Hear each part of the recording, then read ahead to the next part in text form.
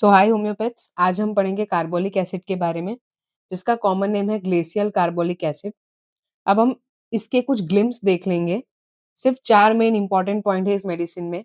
Pen, profound prostration, physical exertion और putrid discharges.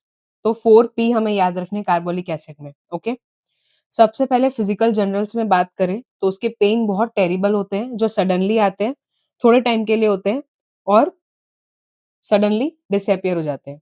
बहुत ज़्यादा प्रोस्ट्रेशन यानी थकान होती है, पेशेंट कोलैप्स हो जाता है, इतनी ज़्यादा थकान होती है।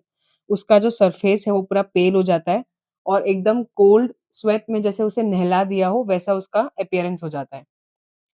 दूसरा फिजिकल एक्सर्शन, अगर थोड़ा-सा भी चलेगा तो उसको एब्सेस हो जाते हैं कुछ पार्ट्स में, स्पेशली उसको राइट ईयर में एब्सेस की टेंडेंसी होती है, जिसमें से प्यूट्रिड डिस्चार्जेस होते हैं उसको माउथ में से, नोज़ में से, throat, nostrils, rectum and vagina में से। Patient longs for whisky and tobacco. So कोई ऐसा पेशेंट जिसमें बहुत आप प्रोस्ट्रेशन देख रहे हैं, जिसके डिस्चार्जेस बहुत प्यूट्रिड है, उन्हें अगर आप पूछते हैं कि उनकी डिज़ायर्स क्या है और अगर वो व्हिस्की या टोबैको में से कोई एक बोलते हैं, तो आप कार्बोलिक एसिड के बारे में सोच सकते हैं।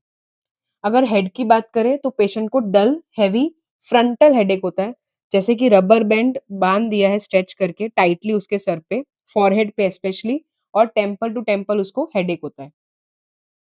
अगर हम गैस्ट्रोइंटेस्टिनल ट्रैक्ट के बारे में बात करें, मतलब जीआई सिस्टम के बारे में बात करें, तो हमने देखा कि he is longing for whisky, तो उसकी तरीके से हम याद रख सकते हैं कि वॉमिटिंग ऑफ ड्रंकार्ड्स, या फिर प्रेगनेंसी की वॉमिटिंग, या सी सिकनेस हो गई, या कैंसर हो गया, जिसमें डार्क ऑलिव ग्रीन फ्लूइड का वॉमिटिंग होता है। दूसरा डिसेंट्री की बात करें तो fluid like mucus, scrapings of the mucus membrane and great tenesmus, diarrhoea, stool बहुत थिन होता है, इनवॉलंटरी होता है, ब्लैक होता है एंड ऑफ इनटॉलरेबल ऑर्डर। तो हम इसे याद कैसे रख सकते हैं? तो डिसेंट्री में ये डिसेंट्री का कॉमन सिम्पटम है, जिसमें scraping of the mucus membrane देखा जाता है।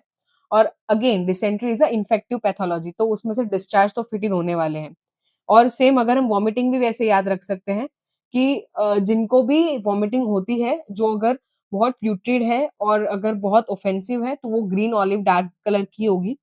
Constipation again with horribly offensive breath. अगर फीमेल रिप्रोडक्टिव सिस्टम की बात करें तो जिस उसे ल्यूकोरिया होता है, जो बहुत एक्रिड होता है, बहुत ज़्यादा अमाउंट में होता है, कोपियस, फीटिड होता है और ग्रीन कलर का होता है। तो हम दूसरा भी पेन, प्रोफाउंड प्रोस्ट्रेशन, प्यूटिड डिस्चार्जेस के साथ ये भी याद रख सकते हैं कि इसके सब डिस्चार्जेस ग्रीन कलर के होते हैं, ठीक है?